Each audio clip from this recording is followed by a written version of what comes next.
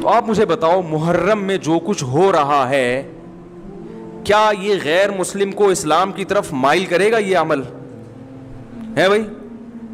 یعنی کوئی غیر مسلم اسے دیکھ کے مسلمان ہوگا کہ یار ماشاءاللہ بڑا زبردست اسلام ہے؟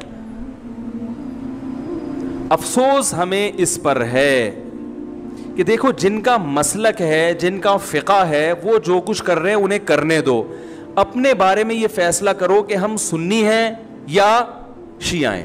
فرقے شروع سے چلے آ رہے ہیں نا، شیعہ اور سنی.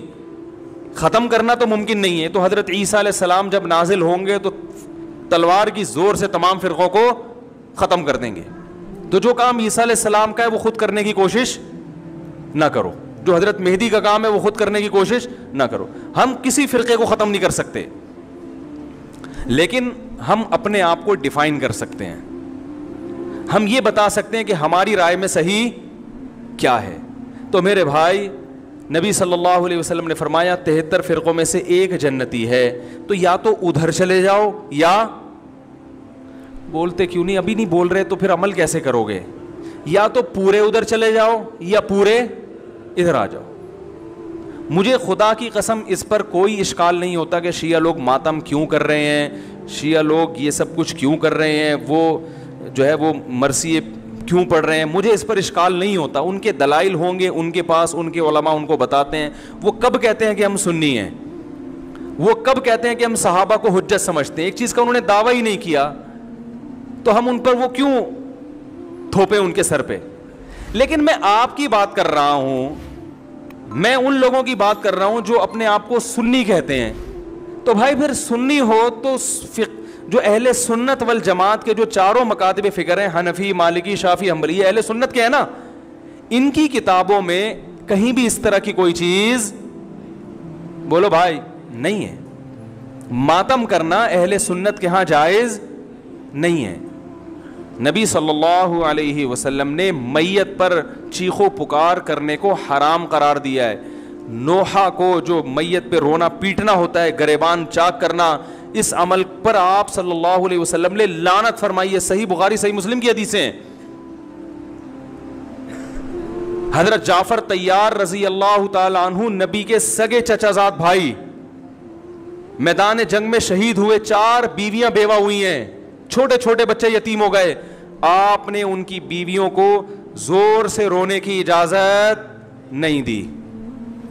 اتنا غضبناک ہوئے جب وہ باز نہیں آئے، آپ نے فرمایا ان کے منہ پہ خاک پھینک دو. حالانکہ بیوہ ہوئی ہیں، قابل ترس ہیں، لیکن چیخ کے رونے کی اجازت، حالانکہ وہ تو اہل بیت میں سے تھے. حضرت جعفر طیار ظلماً شہید ہوئے تھے. ہماری نظر میں حضرت حسین رضی اللہ تعالی عنہ کا قتل کربلا میں یہ تاریخ کا بدترین ظلم، اس لیے بدترین ظلم کہ آپ غیر مسلموں کے ہاتھوں شہید نہیں ہوئے، بلکہ ان لوگوں کے ہاتھوں شہید ہوئے جو اپنے آپ کو مسلمان کہتے تھے، اور مسلمانوں کی قیادت اس وقت ان کے ہاتھ میں تھی، حکومت ان کے ہاتھ میں تھی. لیکن اس ظلم پہ اہل سنت والجماعت کے ہاں جو سنی ہیں، ان کے چاروں مکاتب فکر کے ہاں نہ رونے پیٹنے کی اجازت، نہ نوحہ کرنے کی اجازت، اور نہ میرے بھائی ماتم کرنے کی اجازت. میرے بھائی آپ لوگ اللہ کا واسطہ محرم میں مرثیے نہ لگائیں. ہر گاڑی میں کوئی نوحہ چل رہا ہے، کوئی شیعہ ہے تو ٹھیک ہے وہ کرے. سنیوں پہ یہ کام زیب نہیں دیتا کیونکہ یہ منافقت ہے. شہید زندہ ہوتے ہیں اور زندہ کا ماتم کیوں کرتے ہیں؟ مجھے تو آج تک مسلمانوں کی پالیسی سمجھ میں نہیں آئی. ہم ماتم کریں تو کہتے ہیں زندہ ہیں، ہم مدد مانگے تو کہتے ہیں مردہ. اگر ہم کہیں گے یہ زندہ ہیں تو پھر کہتے ہیں کہ نہیں جی مدد مانگتے ہو، یہ تو مردہ ہے. خدا نے چھٹا پارا شروع یہاں سے کیا ہے. نہیں پسند کرتا اللہ اونچی آواز پہ رونا، مگر جہاں ظلم ہو وہاں اجازت. اگر تجھے زندہ کے ماتم کی اتنی تکلیف ہے، یعقوب کو پتا تھا کہ یوسف زندہ ہے، نبی تھا، جانتا تھا بیٹا زندہ ہے، پھر بھی 40 سال رویا، صرف یہ سمجھانے کے لیے کہ مظلوم کو رویا جا سکتا ہے. آج ہمیں بندے کہتے ہیں علم سے شفا کیسے مانگ لیتے ہو، کپڑا شفا کیسے دیتا ہے. کاش تو نے قرآن پڑھا ہوتا. اللہ نے یعقوب کو یوسف کے کرتے سے شفا دی تھی. लाखों दलाइल, हजारों दलाइल। जनाब सारा का चेहरे पे पीटना कुरान से साबित है। अगर कोई बंदा कहे कि नहीं ये तो पिछले नबियों की बात है, हमारे नबी के दौर में तो ऐसा कुछ हुआ ही नहीं, तो चले फिर मैं हवाला लिखवा देता हूँ। हवाला लिख लीजिए, मदारिजुन नबुव्वा, शाह अब्दुल हक मुहद्दिस दहलवी की किताब है, मजहब अहले सुन्नत की मोतबर किताब है। उसमें लिखा है जब जंग ओहद में रसूल के चचा हमजा शहीद हो गए और ओहद के शोहदा का मातम मदीने में हो रहा था। अब जो लफ्ज़ बिल्कुल लिखे हैं मैं वो लफ्ज़ पढ़ूंगा ताकि कल को कोई वीडियो कैमरे में मेरी वीडियो लेके किताब के साथ टैली करे तो वो ये ना कहे यहाँ लफ्ज़ और थे, मिंबर से और बयान किए गए। मैं वही लफ्ज़ पढ़ता हूँ जो शाह अब्दुल हक मुहद्दिस दहलवी लिखा है। उन्होंने कहा जब रसूल मदीना पहुँचे तो पूरा मदीना मातम कदा था।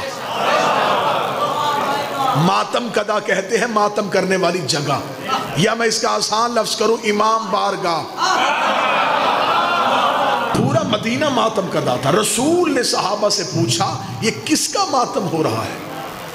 तो सहाबा ने कहा या रसूल अल्लाह ये ओहद के शोहदा के वुरसा अपने शोहदा के लिए मातम कर रहे हैं। रसूल ने ठंडी आह भर के, ये मुहद्दिस दहलवी का लफ्ज, ठंडी आह भर के कहा हाय मेरे चचा हमजा पे मातम करने वाला कोई नहीं। ये कह के रसूल घर गए, अंसार अपने अपने घरों में गए, अपनी अपनी औरतों को बुलाया, बच्चों को इकट्ठा किया और रसूल के दरवाजे पे लेके आए। मैं जुमले पढ़ रहा हूं मदारिजुन नबुव्वा से।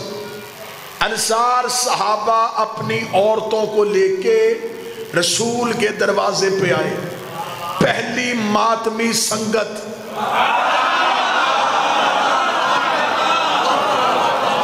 सहाबा के घरों से निकली, रसूल के दरवाजे पे आके सहाबा की औरतों ने ऊंची आवाज से रसूल के चचा हमजा पे आहो फरियाद करना शुरू की। मुहद्दिस दहलवी कहते रसूल अंदर थे। रसूल ने पूछा ये मेरे दरवाजे पे कौन रो रहा है? बताया गया या रसूल अल्लाह ये अंसार की औरतें अपने घरों को छोड़ के आपके चचा हमजा का मातम करने के लिए आई हैं। जुमले मुहद्दिस के ना हो मैं गर्दन का लहू दूंगा। शाह अब्दुल हक कहता है रसूल ने मुसल्ले पे दुआ की हाथ बुलंद कर कहा मेरे अल्लाह जो मेरे चचा को रोने के लिए इन्हें भी बख्श दे, इनकी औलाद को भी बख्श दे, उनकी औलाद को भी बख्श दे, इन्हें भी बख्श, इनकी औलाद को भी बख्श, उनकी औलाद को बख्श। हर इबादत एक नस्ल बचाती है, हुसैन का मातम 3 नस्लें बख्शवा देती। सुनी किताब से दलील, एक और दलील सुन लो जल्दी जल्दी। अब ऐसे करनी को खबर है नबी जिंदा है, सिर्फ नबी का दांत जख्मी हुआ है, टूटा नहीं। आज के बाद ना कहना नबी का दांत टूटा, टूटना ऐब है। रसूल बेऐब, दांत टूट जाता चेहरे में नक्स आ जाता, जहां नक्स हो वो कामल नहीं होगा। दंदाने मुबारक जख्मी हुआ। अब ऐस को खबर पहुंची, रहता वो कर्न में था, देखा पैगंबर को था नहीं, पत्थर उठाया, पहला जख्मी किया, जहन में आया कि शायद नबी का ये ना हो, फिर दूसरा, फिर जहन में शायद ये भी ना हो, फिर तीसरा, सारे के सारे तोड़े, लहू मुंह से निकल रहा है। नबी बैठे हैं मदीने में, यकदम नबी के जिस्म में झुरझुरी आई। सहाबा ने कहा या रसूल अल्लाह क्या? रसूल ने देखा मेरे सहाबियों मुझे जन्नत की खुशबू तुम्हारे घरों से नहीं कर्न से आ रही है, मुझे जन्नत की खुशबू कर्न से आ रही है। सहाबा ने कहा या रसूल अल्लाह वहां कौन रहता है? फरमाया अगर तुम में से कोई कर्न जाए वहां मेरा एक आशिक है, उसका नाम अवैस है, उससे मेरा सलाम कहना। मैं बात समझा ही नहीं सका।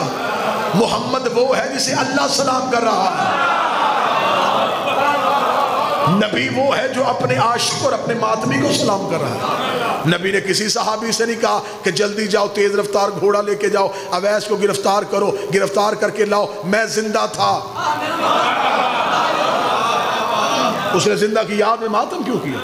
नबी ने कहा उसे जाके खुशखबरी दो کہ تمہیں نبی سلام کہہ رہا ہے؟ چل نبی نے تو محبت میں کہہ دیا تھا، خدا ہی کہہ دیتا کہ جسم میرا تھا، میں نے تجھے امانت دی، تو نے اسے زخمی کیوں کیا؟ خدا نے بھی لاڈ کی انتہا کر دی، خدا نے بھی جنت سے کیلا فرش پہ بھیج دیا کہ اب منہ میں دانت نہیں ہے، غذا نرم چاہیے، چبا نہیں سکتا، جنت سے کیلا، اویس کی محبت میں آیا۔ پھر تو مولوی کو مان لینا چاہیے نا، عشق میں ماتم کرو، لنگر کے انتظام خدا کرتا ہے۔